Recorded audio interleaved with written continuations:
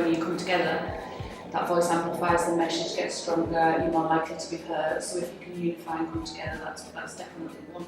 It's not just about the skill set, but I think it's also about the opportunity that partnership work collaboration offers to small organisations such as yourself, Recording Women Today, or small BME organisations that wouldn't have a chance to secure a contract without being in partnership. Two of the ladies inside there, they've just had their husband taken away from them, last week because of domestic abuse. And so they had called me to say, you're the Women Today leader, what do we do? And okay, what do I do? So if I have that kind of relationship with Nikki, I'm able to pick up the phone and you'll be able to help me. It's a two-way street as well, isn't it? Because you would be able to help me understand some of the cultural barriers to the work that we do and the way that we operate. Yes. And so I think that it's really important to acknowledge. And most leaders of those organisations find themselves in a very lonely place sometimes, and so I think that it's really important to get that support on a human level as well. And certainly that's what I see as a huge benefit from partnership work. Certainly in terms of influencing commissioners as a women's sector, we've got a wealth of experience, and certainly most of us have got a wealth of data, and most importantly we've got those grassroots voices, because actually we need to be driving services from the bottom up, not from the top down. I think that there's still some of that mindset that the voluntary sector and services that exist in the voluntary sector are fragmented and don't talk to each other, and actually the opposite's true.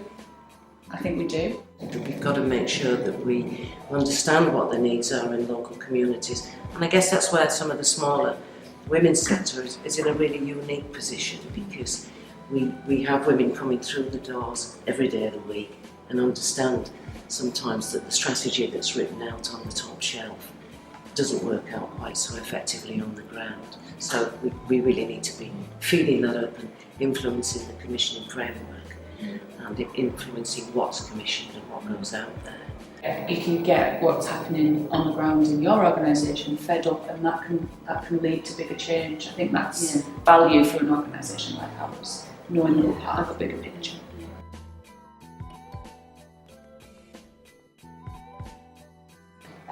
Trust takes time, and it's important for us to build that trust, but the only way we can build that trust is to spend time together. Like, for example, commissioners, we know they're busy, but when we organize events like this, I think it's important for them to come to attend these events, and also for them to see for themselves that, look, there is great work and people are actually doing something.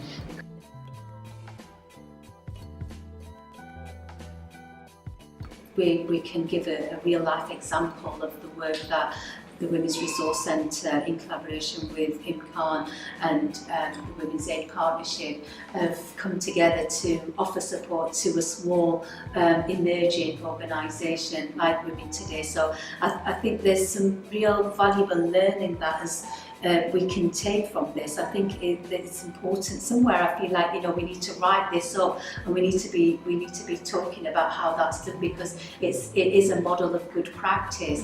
So maybe if someone's sort of creating a space for us all to come together, it's easier than you having to create it, because in real honesty, when would we ever be able to do that? The only way is when we work together, and when we spend time together, we're able to build that trust. We're able to know what is Women Today doing, what is actually doing, and then we work together, and by spending that time together. I think there's value in feeling, when you work in a small organisation and you're busy with the day job, that you're part of something bigger. There's value in knowing that you're part of a bigger network that is influencing, and that you wouldn't have the opportunity to do that on your own. Yeah. But by having those conversations and by feeding in whatever way that looks like. Certainly, when I think of partner agencies that we work with, I don't necessarily think of partner agencies that we're in a formal contract with. I think of partner agencies that I can pick up the phone, have a conversation on a bad day.